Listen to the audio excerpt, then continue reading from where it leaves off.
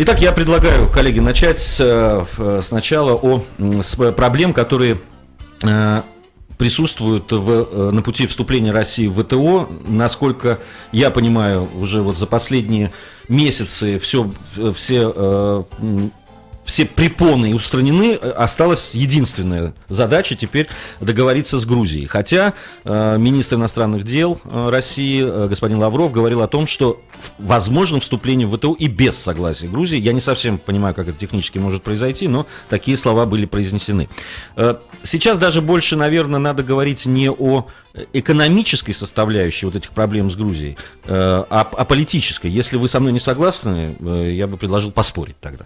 На мой взгляд, обязательным условием является договориться между Россией и Грузией. Как это будет, покажет время, но на сегодняшний день позиция Грузии такая, что на ближайшее время по этому вопросу вряд ли они договорятся. Здесь можно поговорить, например, о чем? Ну, например, о том, что Грузия очень сильно муссирует проблему нарушения прав адыгов, например, на Северном Кавказе, что она запускает различные медиапроекты на русском языке, чтобы оказывать влияние на Северном Кавказе. И таким образом она создает очень сильный на том фоне, который уже мы имели, когда российское руководство категорически отказывается иметь какое-либо общее дело с Михаилом Саакашвили. Вот такая деятельность, она еще более останавливает Россию от выстраивания нормальных отношений, хотя здесь надо сказать о том, что политика малых дел существует.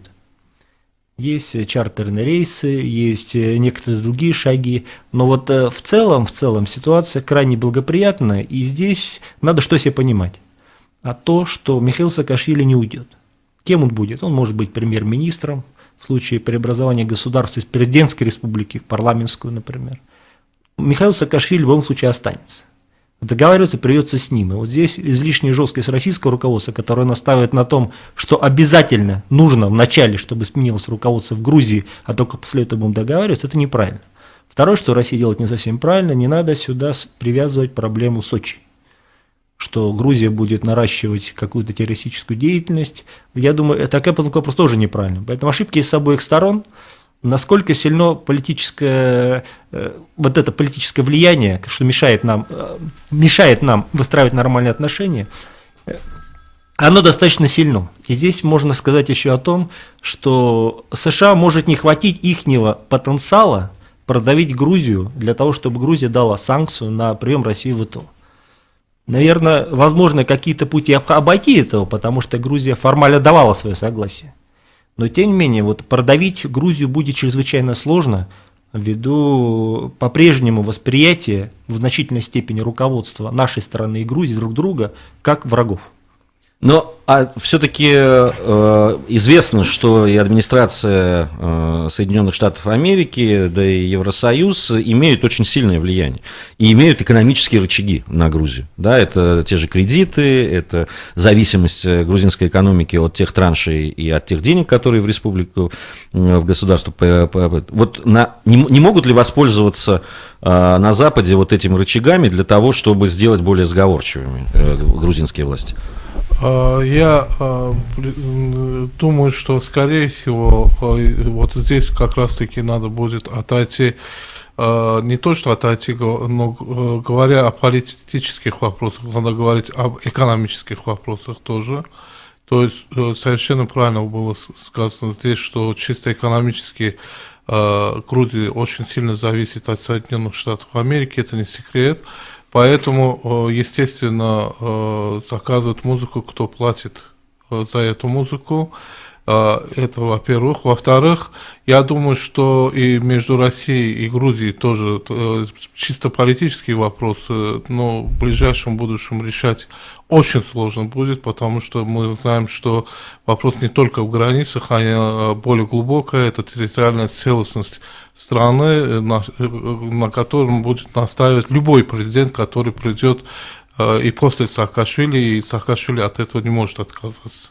Но я думаю, что здесь как раз-таки экономический вопрос может быть это экономические отношения между Россией и Грузией, потому что российский рынок, не секрет, что интересен всем южнокавказским республикам, а для Грузии в частности. Нету полной управляемости Грузии.